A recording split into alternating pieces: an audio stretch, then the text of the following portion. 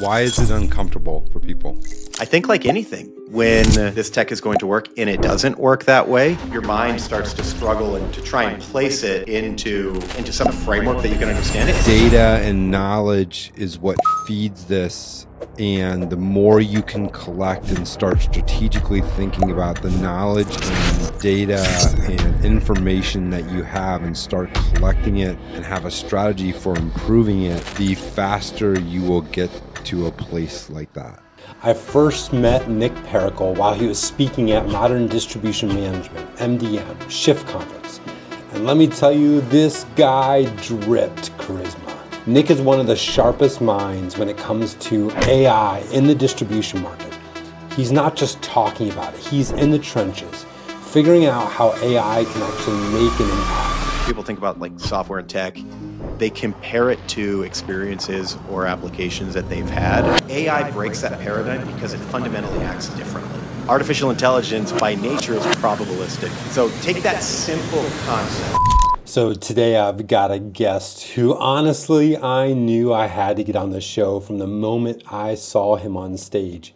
I first met Nick Pericle while he was speaking at Modern Distribution Management, MDM, Shift Conference. And let me tell you, this guy dripped charisma. As a total speaker geek myself, I immediately thought I need to know more about this guy. That night we ended up talking for hours and he's been in my text group ever since. And here's what I've learned. Nick is one of the sharpest minds when it comes to AI in the distribution market. He's not just talking about it, he's in the trenches, figuring out how AI can actually make an impact. Nick is passionate, he's pushing boundaries, and today I get to learn from him and you do too. Let's get into it. It's also really interesting because a lot of people don't know this. On the All In podcast, one of the main guys who's been in it for a long time is David Sachs. David Sachs is involved in the White House right now. Mm-hmm. So he's the AI and crypto czar under the Trump administration. And for example, when DeepSeek dropped, everyone's wondering, what's happening with DeepSeek. They're reading about it on X, Wall Street Journal, all this stuff. On the All In podcast, David Sachs called in and generally shared, it wasn't anything confidential, but he generally shared like how the administration was looking at it, what they were considering. And by listening to that, it felt like I was ahead of the news and everyone else who hadn't listened to that. So I get the last couple of times that he's joined, he shares a little bit about how they're thinking about it, who they've talked to, what some of their approaches are. And that's one of the ways that I try and stay up to date on just kind of all the craziness that's happening in the world of AI. I listened to every one of those episodes. They're really I'm good. a huge podcast. So there's a couple podcasts I love outside of the B2B commerce show. Yeah, man. I love All In Podcast. I love My First Million. Oh, that's a great one. Sam and Sean and Sam. I love that one. They had a Mr. Beast episode. Did they really? Dropped yesterday. Yeah, oh, man. It's so good. I started it, didn't finish it. I typically will finish an episode over a course of 2 days. That was really good. They did one actually earlier this week. It was basically titled the craziest story of rags to riches you'll ever hear. And it was of this scrappy toy guy that made toys and created this toy company. Interesting. It's bootstrapped $2 billion. Oh my gosh. Toy company makes $1 billion in profit. It's like, and the stories this guy tells are the wildest. It's one of my favorite ever listening experiences from it. It's crazy. Well, I'll have to listen to that one. Those operator stories, especially when they're in an industry that I know nothing about. Yeah. I love those. So I'll have to listen to that one. It's about the toy maker. Yeah. I think it was like Monday, Tuesday, or maybe last week, but it was just fabulous. They built this little shed manufacturing company on the side of a river and started making toys that weren't even very good. And they made knockoffs and got sued. But the scrappiness that this guy portrayed was just amazing. Oh, $1 a day to billionaire. Yeah. He was literally eating on $1. They found that they had a cook a woman that would come in and cook for them for about 30 cents a day. And In at China? Christmas time, at Christmas time, to celebrate, they would go get McDonald's. Like that was their celebration. And the guy owns a multi-billion-dollar company now, which is just the best stories. Anyways, No, those hey, those ones are always really interesting. so you've been doing. I got it here. So you've been doing these AI workshops that I've read about and heard about, and you've told me a little bit about them. Tell me, first of all, what brought you to actually creating the workshops? So I'll share this. At the end of 2022, when ChatGPT first came out, I wasn't one of the people who downloaded it the first week when they say, 1 million people signed up for the application and then it shot up to 100 million within 2 months. I was not one of those first million people. I wish I was, and I wish that was part of the story. I wasn't. When I signed up for ChatGPT, I've always been somebody who, when they use a new toy or a new application or new widget, whatever it is, I try using it and I try to break it. Like I push it to its limits. I try and figure out where it works well, where it doesn't. What I found is that's call it a skill or call it the habit that I have of whenever I get something new, I'm trying to use it a lot. Taught me very early on with ChatGPT specifically that people who I knew, who I consider very skilled in technology and have built really cool things, ChatGPT, and more importantly, the intelligence or the generative AI model underneath that and other tools, it fundamentally acts differently than any technology that most people, 99.9% of people, have ever experienced. That was really interesting for me. When I first started using ChatGPT, it was generally like a new Google search where I'd go ask it questions and I tried to use it for fact finding and fact checking. I would then have very short conversations with it where I'd ask it to generate for me a list of ideas, or I would say, hey, I need to write this email. Back in early 2023, almost all my emails weren't completely written by ChatGPT, but I was using it pretty extensively. Fast forward end of 2023, beginning of 2024, I found myself, I use the analogy of wearing an Iron Man suit by using ChatGPT, Claude, Gemini, and then some other AI tools just in my daily work. And I live in technology. I work in technology. Now I apply that technology to an industry that is becoming more tech enabled, but historically hasn't been. But what I found is that there was a big disconnect between how I was understanding these tools and their applications and how the clients that I was serving were. I was communicating in an ineffective manner the power behind AI, how it was impacting me personally, how it was impacting me. I call it personal, professional, like the personal work that I do in my professional life. And then how it was impacting me professionally, the actual tools and outcomes that I was driving. I went to a couple conferences and tried to share this. Looking back, I shake my head at myself because it was ineffective. And so we came up with this idea and we launched it in summer of last year. And it was late summer. And the idea was we're going to go and we're going to share the history behind generative AI and where it comes from, kind of the buildup of what it is. We're going to get everyone on the same playing field with similar terminology and understanding, and then we're going to spend the rest of the time using it. So the idea was 20% classroom time, and let's even push that down as more as we can, and then just use the tools. And the reason why is theoretically, when people think about like software and tech, they compare it to experiences or applications that they've had. And we do this all the time. Whenever we start playing with a new application, we try and compare that to something that we already know, because that's the human experience where it's a compounding effect we're building on top of it. AI breaks that paradigm because it fundamentally acts differently. Simple things like when we think about algorithms or we think about the way that we're trying to drive outcomes and just software in general, it's very deterministic.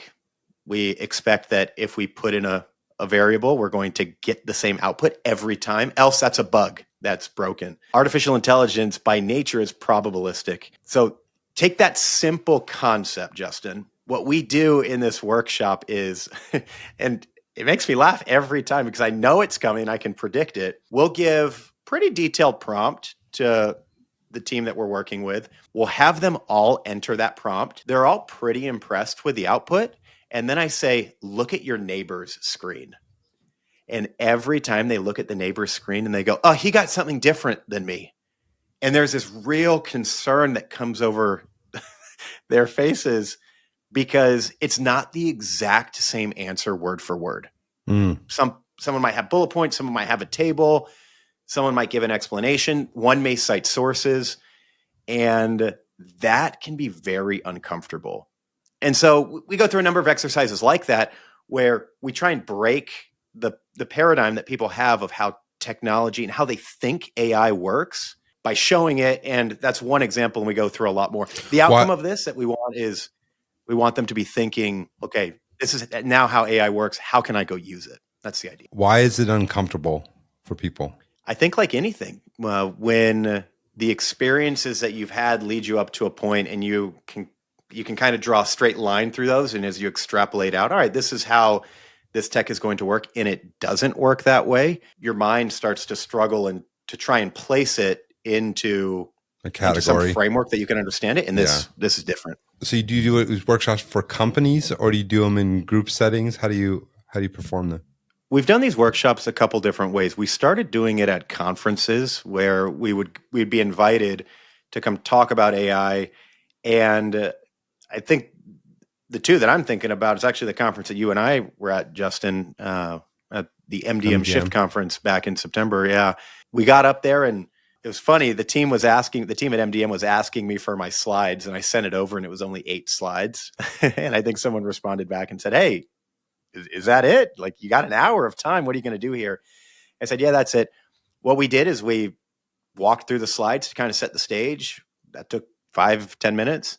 And then the rest of the time we went to ChatGPT and we were using the tool. We then switched over to Claude and we showed some examples there. We then went to Perplexity and showed that. So we did that there. We then did it at the Hardy conference for HVAC. And we've done it for a couple of our clients, a couple of organizations. Then recently we've done it for some distributors and manufacturers where we go on site, get the team to focus. We walk through this over the course of a day, parts of 2 days.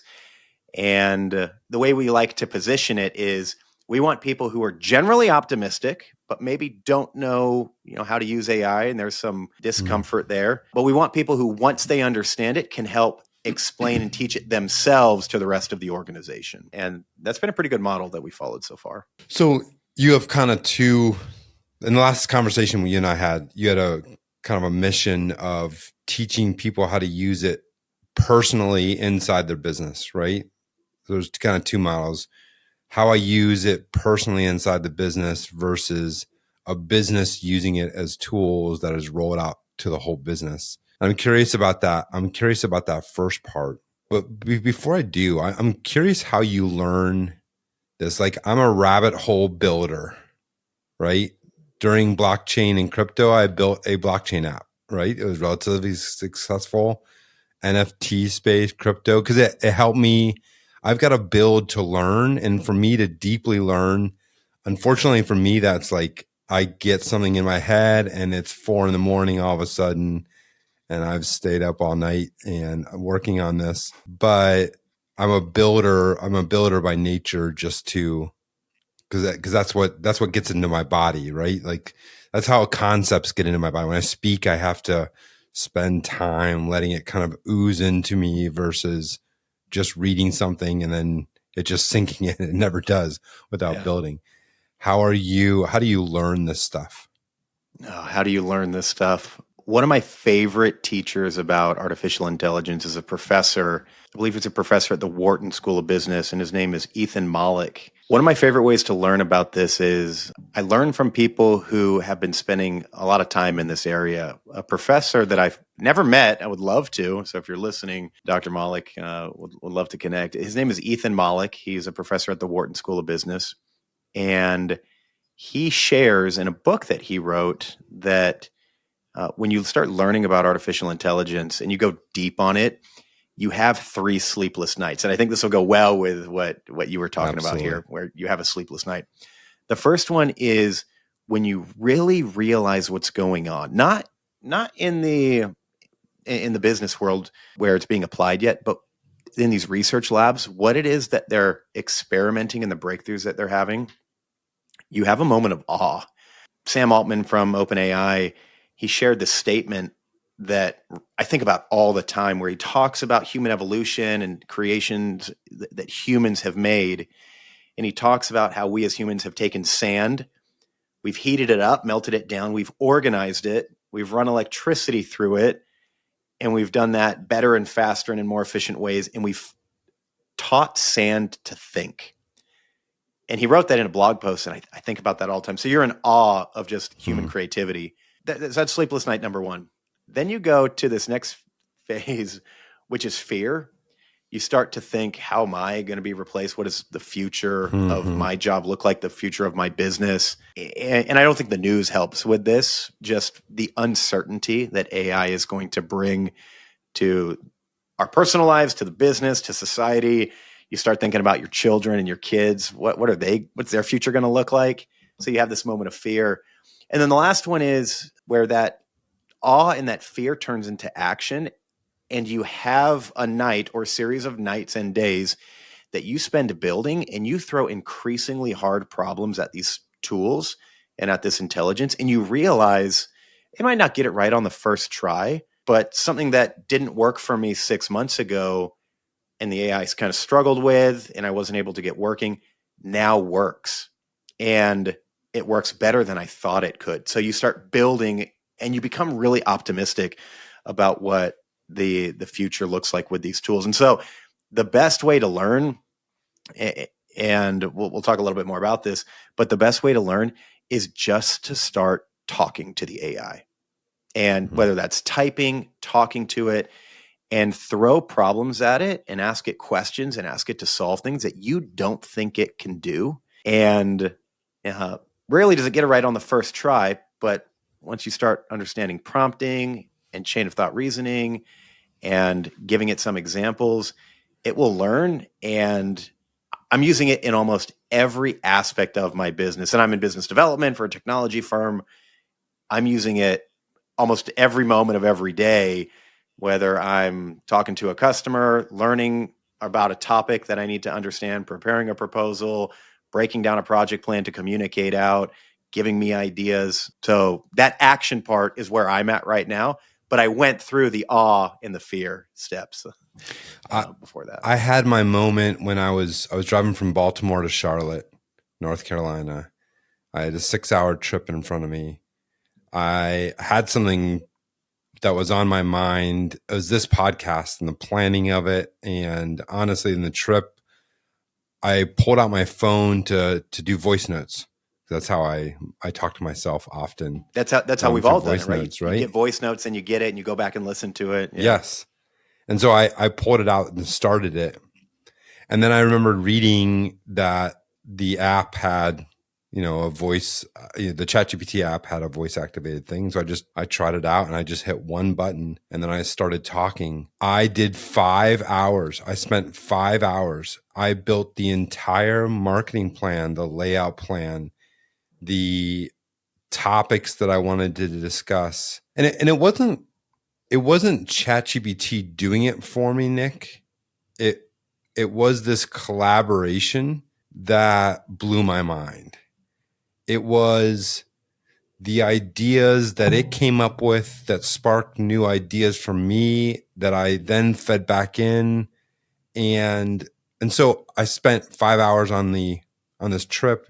And the next day I was like, hey, write the document. And I created this incredible plan that was, 50-50, I think, in effort. It did its stuff faster, by the way, but yeah. I was able to use the creativity. I'm curious from your perspective as you look at this individual use versus company use, and specifically starting with the individual use. How are you having people think through that idea of actually using it in their own business? Maybe start with why. Why would someone use it in their personal lives or personal work versus corporate? That experience that you shared, Justin, about driving 5 hours and having a conversation with your phone can sound really crazy to someone who hasn't done that before. Yeah, And true. it can sound really wild. I'll tell you, I do not mind driving now. I've always been someone, when I drive, I pick up the phone and call somebody. I'm having regular conversations with AI. I turn it on voice mode. That's almost become like this new computing Definitely. platform for me. And I've been at the airport. Now I'm not having it on speakerphone, like heaven forbid I do that, but I'll have it in my headphones and I'm talking to it, sharing ideas, because I'm somebody who I'd do the same thing. I'd come up with an idea, put it on a voice note, or I'd try and text it out to a friend and it just didn't come through right. And I want to have some collaboration back and forth. Just absolutely brilliant. One note on that. I love the compliments that it gives me. The So reinforcement learning for you. It's amazing. And so when I was like, okay, I'm going to create a podcast about B2B e-commerce, and I laid out my first paragraph, like the why and stuff like that. And I started talking about this is who it's going to be targeted to. And I can remember the answer. I was in my car with it playing over the speakers, right? So I'm talking in my car to this thing and people driving by me. And I remember it saying, that is an incredible idea.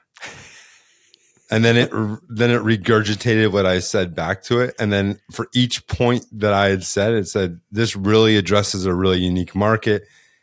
And I was like, this gives me all the affirmations I need. You know, no, that's what's neat about that. And that the feature is called advanced voice mode from ChatGPT or OpenAI, and Gemini has it. There's some others that are really good. There's a company called 11 Labs that does a really good voice computing interface. It's really, really impressive.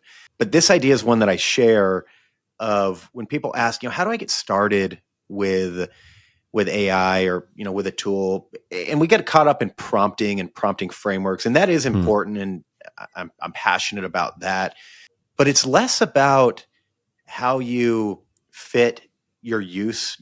And we'll stay on the topic of personal use right now, your personal use with AI into some predefined framework. And this is one of these areas that people get uncomfortable with because it is new. And that's the idea that all you need to do is have a conversation with the AI, not talk to it, but have a conversation with it. Tell it who you are, tell it what you do, tell it what you're responsible for, tell it how you measure success, and then ask it for ideas. Whether that's a project that you're working on, whether that's a communication you have to give, whether that's tasks and how you would balance them. And that idea of conversation where you're going back and forth, where if it's not being clear enough for you, tell it that it's not being clear enough. If the ideas are too far out there and it's not realistic, tell it. And just like a human conversation, the more context that you give it and the more that you can communicate, the more effective that's going to be. So that gets into this concept of, we talk about AI as a tool, and someone introduced me. It was a lady, Maria Bolden from Gartner. She shared this idea that AI and technology has typically been a tool, but it's making this transformation into a teammate. And so for personal use cases that business professionals in really any industry can look for is, imagine you have a teammate, an eager intern that's sitting there with you, that you can have it prepare memos for you, do research, brainstorm with you, come up with ideas, challenge you, coach you, help you build out plans. And that intern is only going to be as good as the context that you give it. It knows everything. It's been trained on the entirety of the internet and more. What you need to do is start having that conversation with it. An activity that I did it once. I probably should do it more, but I wrote down the tasks that I actually am responsible for in my role. As humans, we talk about our title and what we do at work, but I haven't seen that done as often as it should be. And again, I've done this once. I probably should do it again. But where I list out, these are the very specific tasks that if I accumulate them all up, they add up to my role, to my job. Once you start breaking that down, you'll see that each task is something that takes a certain amount of time, and you can kind of define, all right, this is when I start this task, this is when I end it. So a big thing for me is doing research before I go into calls with prospective clients and making sure that I understand who they are, what their background is, recent news about them, but then also going deeper, what's important to them. If I were in their shoes, what would I want to hear? What's top of mind for them? What information is happening in the wider industry that they might be thinking about? I used to spend 3-4 hours doing that well. And that was an ideal state. Oftentimes it was compressed into like 30 minutes. With AI, I can spend 15 minutes and it's like I spent 6 hours doing research because I go find those really important areas. And that just makes me better overall. That's one task. I could go through 15 others that once I broke those down and I worked with AI enough to become comfortable that, and I knew the limitations and the strengths of AI in each one of those tasks, and it felt like I was operating on a different level. So go back to that. So you're suggesting one thing to do is actually just list out, hey, these are all the things that I do in my day. And like, what would you ask ChatGPT in that case after you're listing that out?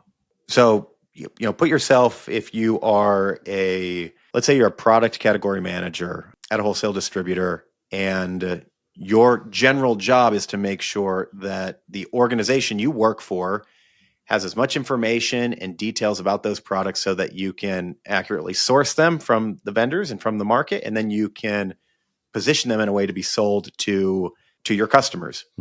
That's the overall role.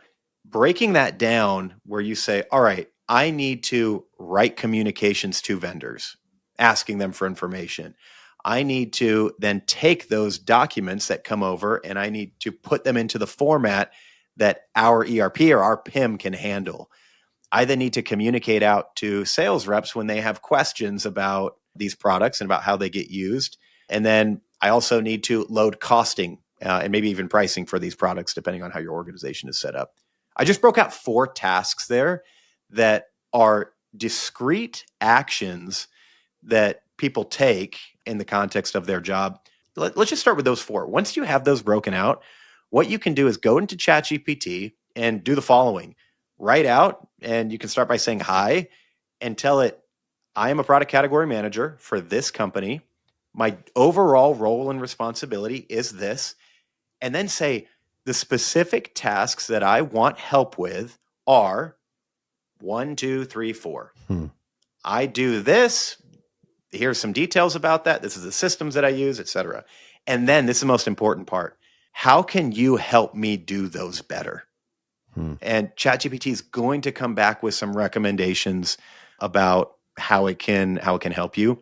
The next thing that I like to do, and this is what we kind of get into the workshop with, is we say, now write for me a prompt that I can use to actually do that task. This idea of using generative AI recursively, where it gives you an idea and then actually writes the action for you that you can then go fill out. Maybe there's some things you want to tweak, but then you put that back into the AI to then actually kick off the action, is usually something that makes people sit back in their chairs and say, wow, I did not know that AI could do that. That's either really scary or easier than I thought. So instead of necessarily becoming a prompt engineer, what you're suggesting is going to ChatGPT, list things out, and then once you start having some ideas, ask ChatGPT for the best way to communicate with ChatGPT to build those tasks. That's a pretty incredible idea. Yeah, it's really unique. And I'll share with you that when you start doing that, you'll get ideas of the level of detail that we should be providing to these AI tools. I like to frame it like this. Again, this intern idea fits so well where if you're working and you hire an intern, we've all gone through this where our expectations are sky high of what the intern's going to be able to accomplish. We expect to communicate an inch of information and for that intern to take it a whole yard. I mean, let's forget about a mile, but to be able to go a whole yard. almost everyone I know has had a disappointing experience at some point or another with an intern or a new employee, but it always comes back to we didn't provide enough information or context. Mm-hmm. And working with AI can be a little overwhelming if you're thinking, man, that's a lot of detail that I need to provide it, that I need to provide the tool and give it. It's just faster for me to do it the old way. You can ask ChatGPT or any AI tool to actually write the prompt for you. And then you can put in there, what else do you need to know in order to be as effective as you can and do this for me? And it will ask you things like, tell me a little bit more about the systems that you're working with. Do your customers prefer communication in this method or this method? The products that you have, it's within this industry. Let's say it's the building materials industry. Is it more specific, electric, HVAC, plumbing? Those nuances, these are all these parameters that we can fine tune and build out that we inherently as practitioners within our fields know really well. But once we can communicate that over to the AI, it will build out a prompt that could be paragraphs long that no human is going to be able to do that as well as an AI and as fast, frankly, as an AI tool can generate it for you. So that idea of using ChatGPT to actually use ChatGPT better. That's an incredible hack. It's an incredible hack. Also, your point about asking questions, like asking it to ask you questions. Like you don't have to know the question it's going to ask you. Like it'll just start asking you questions, apparently. Yeah. And here's an experience that I had, Justin, that I'll share with you. This is outside of distribution manufacturing. This was over Thanksgiving in 2024. And this is one of my moments where I was already deep in AI, but it made me go even further. I have a friend who he's in his residency for plastic surgery. And it came up at dinner that Nick's into AI, and everyone kind of laughed and rolled their eyes. And I said, no, let me kind of show you what I mean here. And I pulled up that advanced voice mode because that's always really impressive. It's a good party trick. I pulled it up and I told my friend, I said, all right, I know nothing about plastic surgery. I faint at the sight of blood. And whenever there's a needle, I got to leave the room because I get scared. So I know nothing about this topic. I tell him, I say, pick a case that you've worked on in the last couple of weeks. And I want you to pretend that ChatGPT is the intern or the resident that's going to have to perform some sort of action. So give it as much context as you can about the age of the patient, the condition that they're suffering from, maybe the height, the weight, other information about that. And I said, use technical terms that you think is going to stump this thing. And so my friend did that. He went through and he provided some information. And then he said, okay, now what would you do? Again, ChatGPT. And the latency on these applications is pretty impressive. It's not like it has to spin and think for a while. It responds within like a second. And so it starts listing out these different steps and procedures. I think it was like step 2 or step 3. My friend said, it got it wrong. And I said, well, hold on. And I paused. I said, why did it get it wrong? He said, well, it had something to do with the amount of medication, or I think it was a specific type of ointment that they needed to apply in this procedure. And I said, okay, well, how did you know that? And what we realized is he didn't give, I think it was the weight of the patient. And so ChatGPT had assumed this weight and this weight medication, the proportions between the weight and the medication. So what I did is I said, okay, we're going to stop and I'm going to tell ChatGPT, before you go forward, think deeply about this and tell me what other information do you need in order to perform this procedure successfully? Sure enough, it asked for the weight. It asked a couple of other questions. I think it was like 3 or 4. And then it said, okay, I have enough information. And it worked through the whole procedure. And I'm sure there were some things that got a little off here and there. But my friend sat back and he said, wow, that was really good. And then he said, hey, Nick, what's the name of that application again? I said, all right, it's this little thing called ChatGPT. It's got a little stock ticker now. Yeah, it's, big stock price. And of course, I want to talk about this, Justin. I'm saying, all right, let's try this again. Can you give it another task? And my friend goes, Nick, it's all good. Just turn up the sound on the game, because we're watching some football game. And I go, do you not realize what just happened?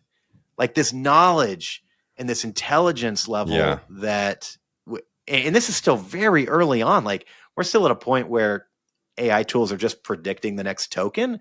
The breakthroughs that I think we're about to see, where especially with chain of thought reasoning and some of the new techniques that are coming out here, are going to take those actions that we thought was limited to a certain type of position or education level and really democratize that intelligence. So that was a huge moment for me. That's amazing.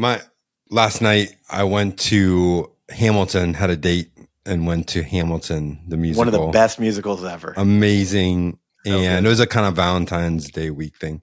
Well, fun. My business partner, Brett, just texted for fun before he knew I was going. And he said, "Hey, just so you know, she doesn't want to hear about AI and B2B on your date."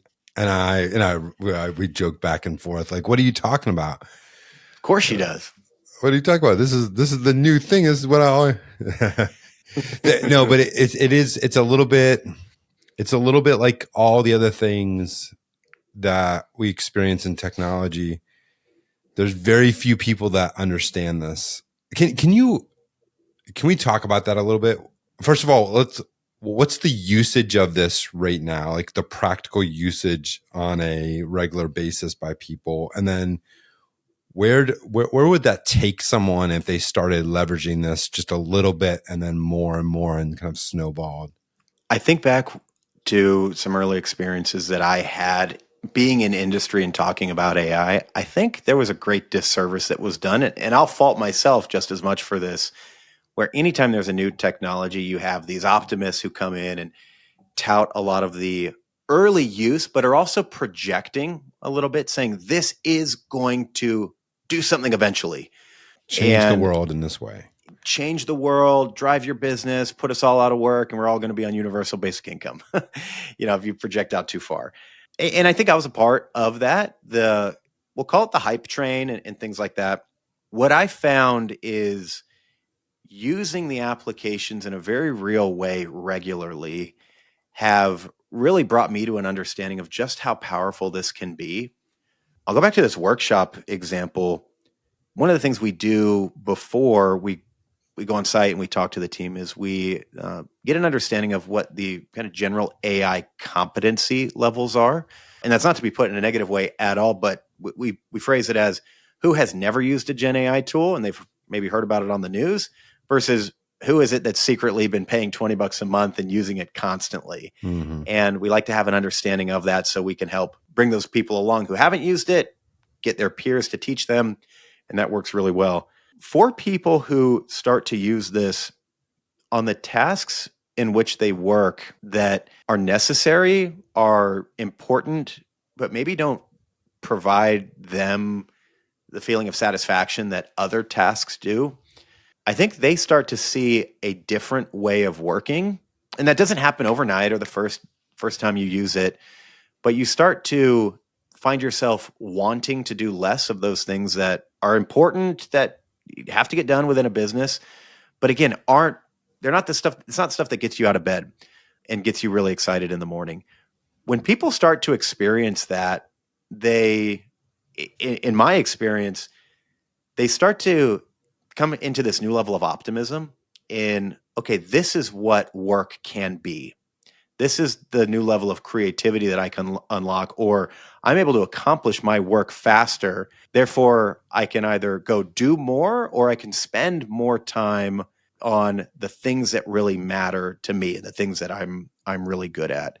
And again, I go back to that task example. We could break that down even further, Justin, but that's really the first place that I would encourage anyone who has either used Gen AI, like signed into ChatGPT one time and used it, or is a little hesitant. Once you start experimenting and you see that, wow, I don't have to go and come up with ideas all by myself. I have this partner that I can work with, or writing proposals or writing these complex documents. I don't have to use a template. I can kind of talk generally because I know what needs to be done. It can get started and provide me a really solid framework that can be powerful.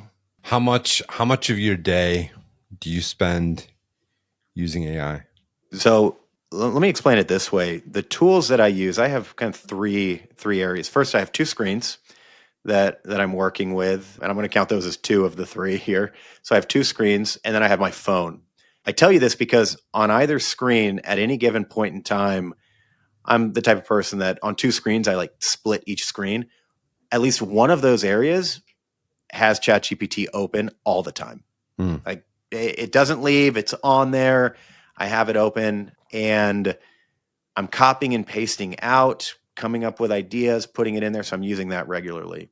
On my phone, I finally got to the point where I look at the 4 bottom apps on my iPhone that I have. And it's always been the phone, text message, the Chrome browser, and my email. Those have been my 4 for a really long time. My right? 4 too. So I think that's there for everybody.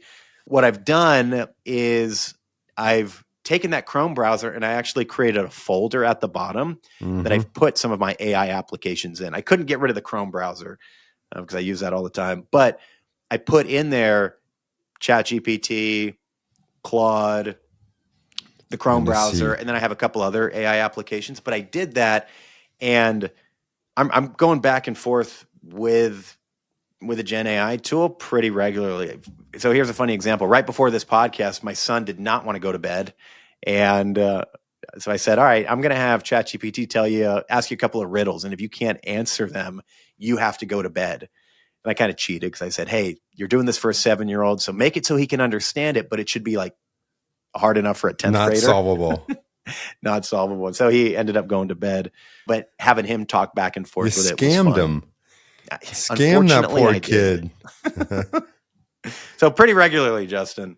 And one thing that I'll share on that is I think there's this negative stigma that can come with someone admitting that they use AI tools all the time. Here's how I look at it. First of all, there is nothing worse than when you receive a message or an email or you read a post on social media or you read a white paper that you can clearly tell had a lazy usage of AI in it. Comes across as inauthentic. And I get where that's coming from. I think that was acceptable back in early 2023. But now if you hear the word delve or you see an overuse of emojis and things, and there's some other phrases that I can tell if something was written by ChatGPT or just AI in general, you look at that to say, you couldn't take the time to put your voice in it or your tone. And so I think that's a part of it that can kill trust and can come across as inauthentic. And that's a concern that people I've worked with have with their customers and their internal workforce that you want to avoid. But I'm unashamed in saying I use these tools and it makes me better. I take responsibility for everything that comes out of it. I never copy and paste 5 pages of content and blindly share it over. I think we all did that back in early 2023, but now that's not something that's acceptable. I have a GPT that has my writing style. It has the LinkedIn algorithm best practices. So there's a white paper on that. And so it can evaluate. It says, do not under any circumstance put an emoticon anywhere in this post. And then it has a list of words not to use. Perfect. And there's probably 200 words on it. Delve, of course, being the one. But even with that, Nick, it's rarely effective when I post, and I got lazy a week and a half ago, copy pasted. It was good. It was my stuff. It was directly from me. It was my content. It wasn't, but it was written by ChatGPT in my tone, in that style, right? All that, but it fell flat because it wasn't me, right? It was too good, too refined, too put together. The grammar was too good. And there's something about today, like everything from TikTok to LinkedIn, where authenticity and not being polished and not showing up in a suit, like all of that kind of goes together and is actually more valuable than not. However, I think what you're saying here is that you've called this the partner, the collaborator, the intern. to assist you in doing this, which I think is pretty fascinating. Yeah, that using an AI tool like a teammate to help you perform better, to push you, to bring you new ideas, and to put that out. I've had a similar experience, Justin, where, what am I trying to say here? If I try and use AI to go out and act too much on my behalf, at this point with where it's at right now, it falls flat. Something that people talk about a lot right now, and the hype's already growing and it's going to continue growing, is this idea of agents and having increasingly intelligent artificial intelligence act autonomously on our behalf. I don't know of any organization that is allowing that to happen without significant human oversight. They don't let most companies don't let humans act on their own behalf. Yeah, that let alone AI. I've never Come said on that, now. but yeah, it's very true. But this is a strong limitation right now of the commercially available software in AI tools and models that are out there. Do I think we will get to a point where it can learn and understand? Yes. I'm not going to predict how soon that is. Some people say it could be within 2 years. Some people say it's going to take 5 to 10. I don't know. But what I am betting on, and what I'm spending time, a lot of time looking at, is mapping some of the trajectory of knowing how AI worked in 2023, knowing how it worked in the beginning and then end of 2024, and then some of the capabilities that it has right now.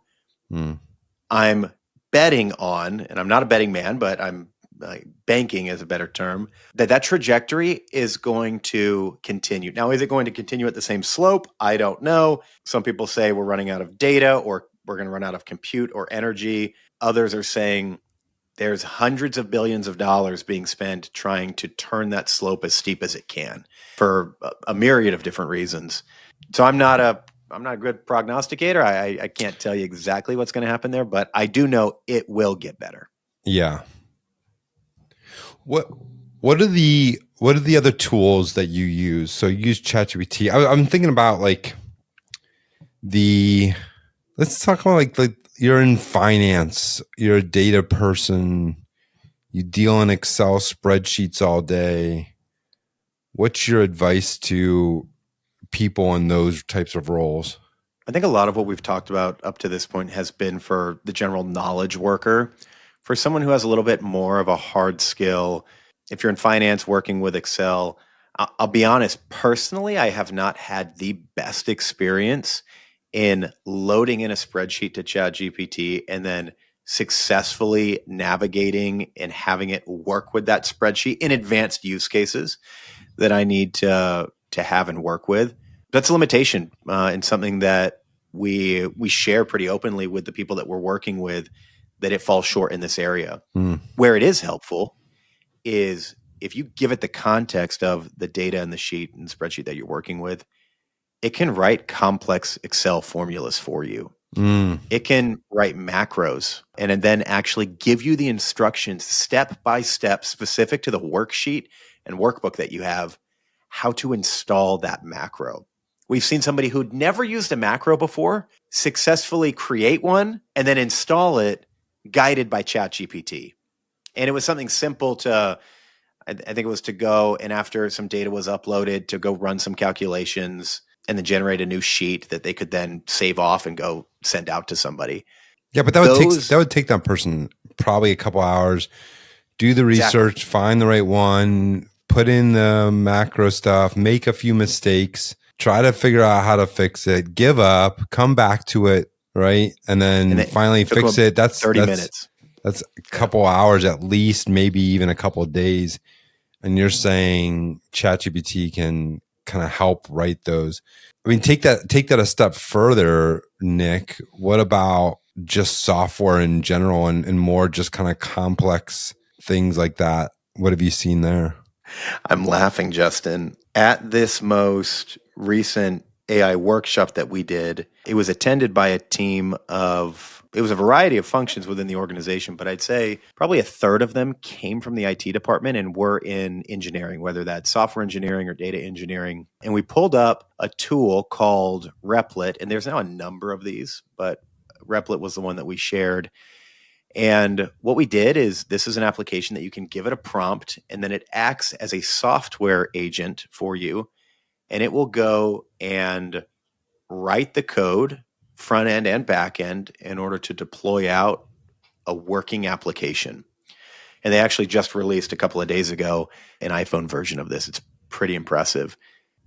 So I shared this, and we've been talking about ChatGPT. We had been using it where we'd give it context and copy and paste a piece of code out, or a SQL script that was pretty complex. It would have taken them 10, 15 minutes to write. It did it in 30 seconds. So that's all cool. We showed this tool Replit, and when we go through and after we hit enter on the prompt and it shows thinking, and then it generates hundreds, if not thousands of lines, and then it deploys an interface that you can actually go and navigate, Justin, you could have heard a pin drop. By looking at that and seeing it work, I think this is one of these areas that it probably caused a sleepless night. Probably number 2. Yeah, there was the number 2 sleepless night. The number 2 one, right? Now, here's the good news. Anytime a new technology comes out, human beings, we face this turning point of our identity of what we have typically done for work. We just expect to continue, and a technology can change that. Our jobs eventually going to go away. I am not going to say right now that software engineering is going away. I don't believe that's the case. But software engineering is going to change, and it already has. If you look back at, I love space travel and learning about that. If you look back at the code that they used to write the software that was needed to take the astronauts to the moon back in the late 60s, people today would not be able to write that given the constraints that they had at that point in time. Now, can we understand it and read it? Yes. But technology has gotten better and better and better and better, where now front-end frameworks like React and even JavaScript, which is now old, but that allows you to do so much more, so much faster.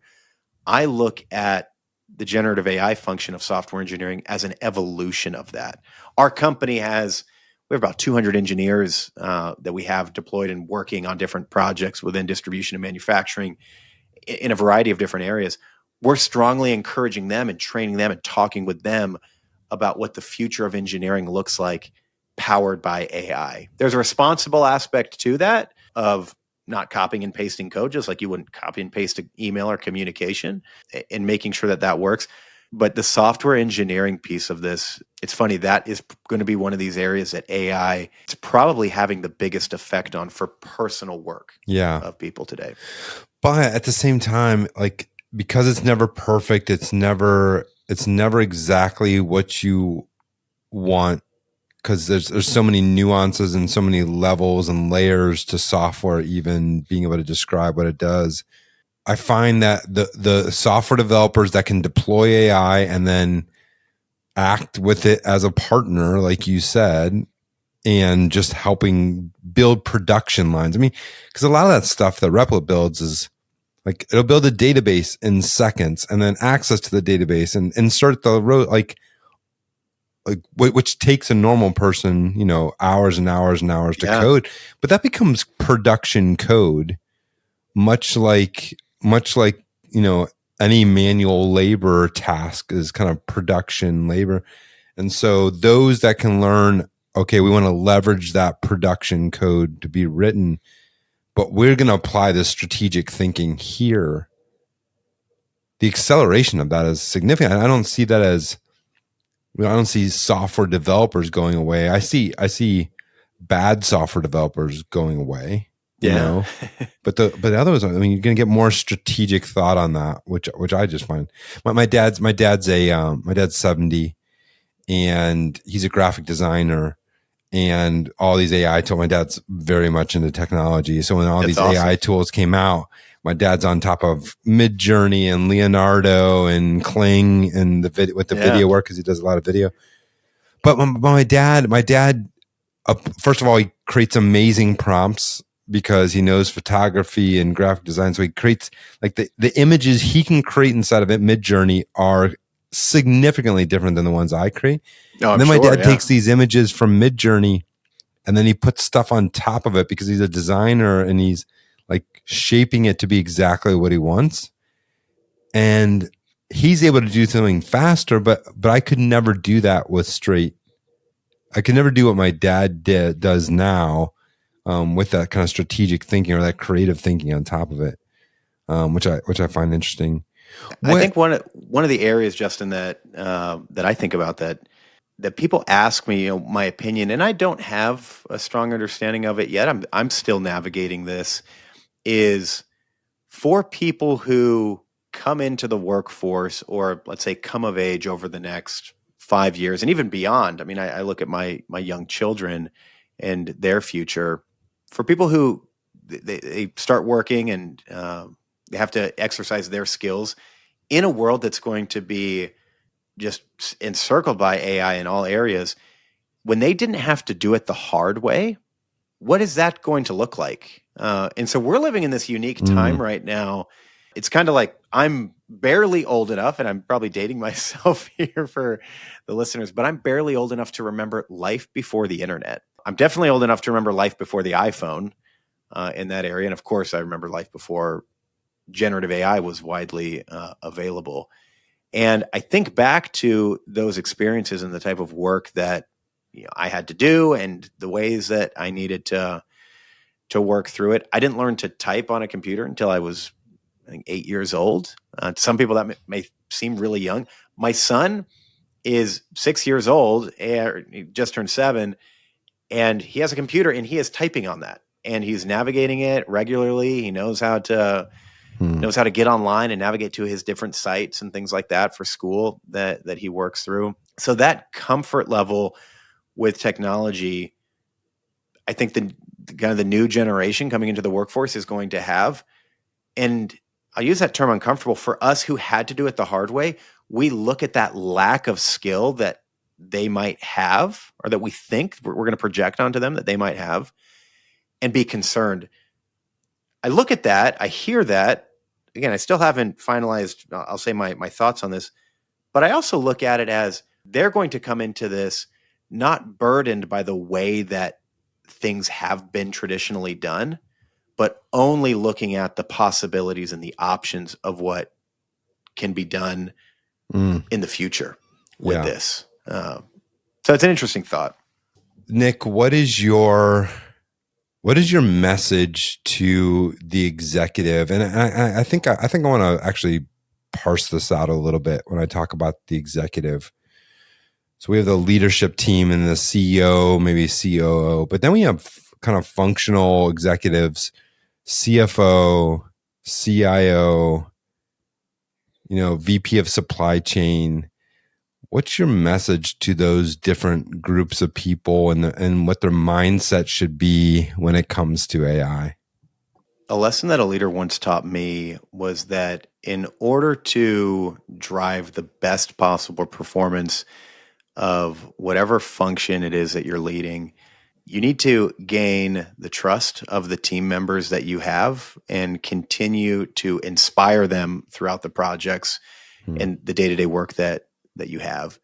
We're still very much, and for a long time, we're going to continue to be an industry that's driven by the strength of the relationships and the partnerships that we have, both within our teams. So let's call those the intra relationships within our organization, and then outside as well. So whether it be those different departments or the manufacturer distributor relationship, or technology partners, or others within the ecosystem. My message as it relates to AI is really that find ways that you can learn and understand AI in a way that you can understand the capabilities that these tools have, the limitations and where they're succeeding, so you can then start to imagine and design and build towards the possibilities that you have. If you approach it that way, you'll find that you won't go down a path, or you won't get far down a path that's going to lead you to a dead end. And you'll be doing it the right way. I think that goes back to that idea of, I've seen executives who've gotten really excited and really eager about AI and what it can do, only to find that they've run into a dead end, or they haven't been able to successfully kind of build adoption within their wider team. And then I've also worked with people who aren't yet at that executive level, who are really passionate about AI, but haven't been able to get their leadership team engaged and working or have buy-in on, a certain AI initiative that's there. The leaders that I have drawn inspiration from, that I've engaged with, interacted with, or observed, who have inspired their team to build, have allowed them the latitude to go and experiment and then report back to the team in an environment that is conducive to learning and progressing. And so a simple action, which means such failure, which also means failure, which means failure is going to be included in that, Justin, for sure. One thing that was really a little disheartening was I talked to an organization where someone pretty high up shared with me that at their organization, failure is not allowed. And I get that within some of these companies because they are running on such thin margins and it is competitive and there's more pressures than there have ever been. I compare and contrast that with leaders who go and they share. Let's stay on the topic of AI, obviously. They share with their team that we know this is important. We don't understand all of the ways it is important. If you're passionate, and this is a message to the team, if you're passionate about this, we'd like to give you a license to ChatGPT. Can you help us figure this out? That simple action by a leader is going to promote trust within the team. You're going to find the individuals who have a propensity to learn and to experiment and help propel your business forward. And I think it also builds an environment that your high performers who want to use technology they're going to want to stick around. There's a lot of areas to benefit from there with very little risk. And so if you're an executive and you're thinking, how do I get started? How do I personally, or how do I get my team started with AI? You probably have competing priorities. The simplest and probably the highest return on both effort and investment that you can have is get together with your team, talk about what you're learning and seeing with AI. And if you haven't designated somebody on the team to go and explore this and report back, at a minimum, immediate action step that you can do that will get you started on that path. I love that. One of the things I like to talk about are all of the business ideas that could come. And I love talking about potential startups that come from the space, especially when we're uncovering problems. And of course, I don't talk about maybe the ones that I think I might actually do. Sure. I'm just kidding. But I think there's so many kind of cool opportunities that you uncover along the way. I'll give you an example. Last week, with a guest, we were talking about how product content is literally vacating companies with baby boomers retiring. Wouldn't it be amazing to build a AI tool that like showed you a picture of a product and the person that's now retired, sitting at home, could be on their phone saying, oh yeah, what is this? Well, it's a 90-degree elbow. And then I could ask you, have you seen any crazy bush fixes for that product? And is there any slang names? Like imparting that knowledge of the product, because knowledge in AI is going to be more important than just data.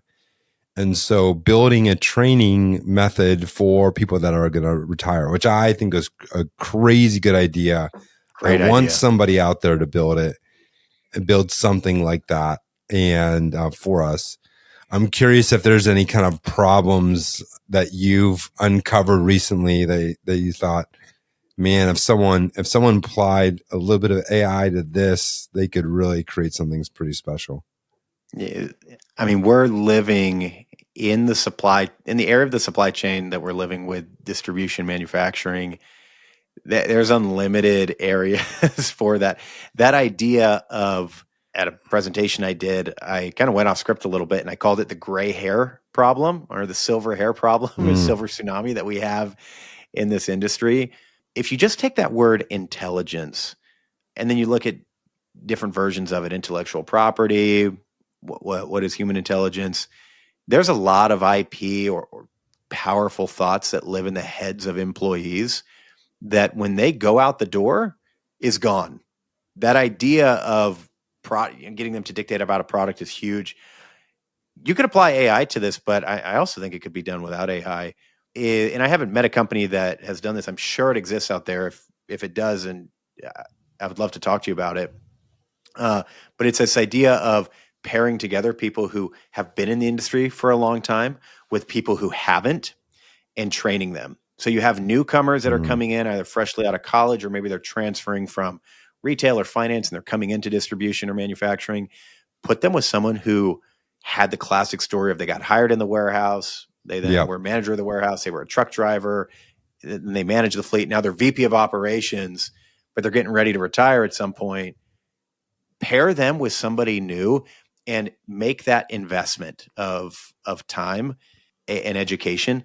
I think if you put an AI layer on top of that, like every Teams call, you're transcribing those and you're creating that conversation, that transcript, that data is literally worth its weight in gold of whatever that, whatever that storage, that megabyte file weighs. It's worth that and probably more. I think that's a really interesting opportunity. Anything that has typically required some level of reasoning with customer interactions. I'm not saying, if we automate that, there's an application like Gong that exists out there, but I think within our industry, I don't know how distribution manufacturing, I don't know how well implemented or well penetrated that is. But when you're on a phone talking back and forth with a customer and they ask a question about, hey, what's the status of my order? How are things looking? Taking that natural language through audio, bringing it in, pulling the data out of the ERP and actually putting it on a screen. So we never have to wait or hear the clicking of keys in the background, I think is huge. And so not even the AI just saying it back to them or them talking to AI about, you're saying for the agent that's talking to them, understands what the customer's asking for, already pulling it up so the human can then say, yeah, here's your status. That's an incredible and that idea, exists, actually. Justin, today. I just have not yet seen that widely adopted within the industries that. Well, and how do you do that inside of Eclipse AS400 version? Yeah, how are you doing that with P21 and CSD?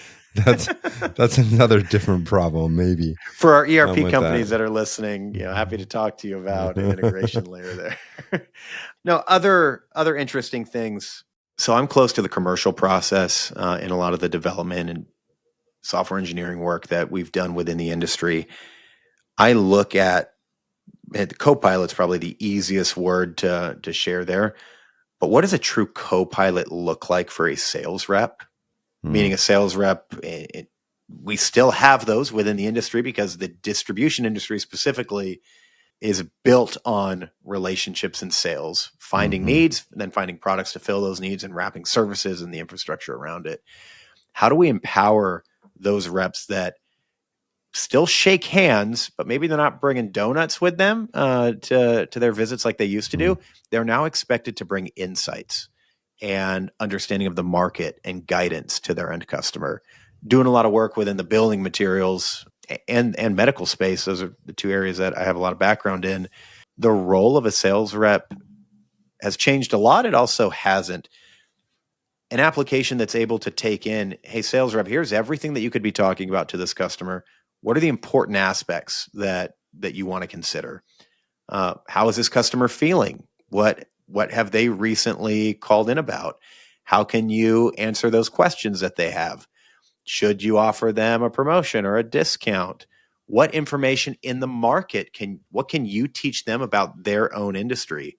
I've seen bits and pieces of this, but having it pulled into a cohesive platform, one of the big gripes that I have about any sales tech is whenever you make a sales rep go to more than one place, the answer, they're not doing or the reality is they're just not going to go there. They're going to choose the easiest one. So that's a really big one for me. Just in general with, all these new ideas, I think what we're seeing and what we're going to continue to see are these small technology applications that with an AI layer on top of them can create an enormous amount of value, both for the users and buyers of those products, but also for the product itself. I think distributors in general are sitting in this really unique spot in the supply chain where they're in the middle of every transaction that's occurring.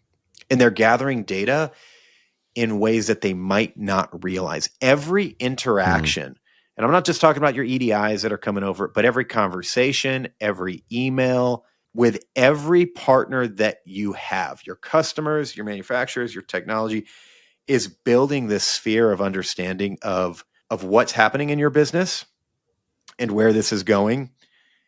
The big idea that I've heard is at some point there's going to be an intelligence or some sort of model that you can deploy within your business.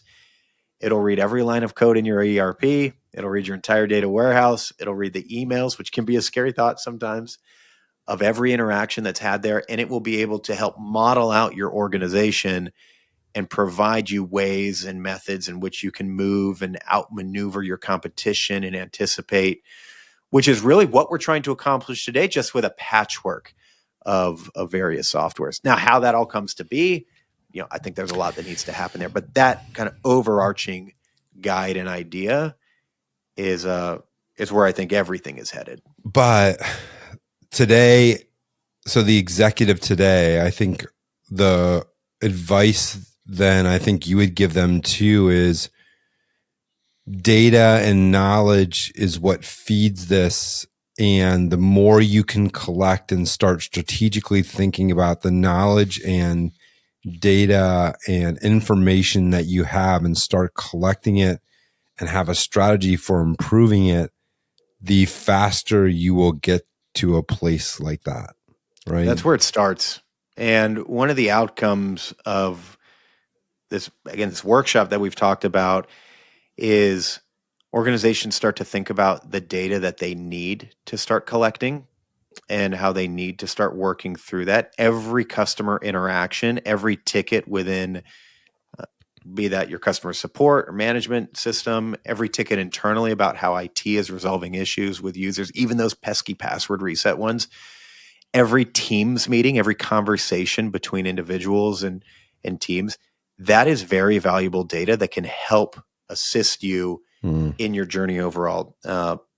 And most organizations that I work with and that I've seen, they might have a data warehouse, but they don't have a data lake. Data lake, the difference being mostly is the inclusion of unstructured data, these conversations, these transcripts that are coming through, various PDFs and documents. When we think about data, we think about it in rows and columns, has to fit into a spreadsheet.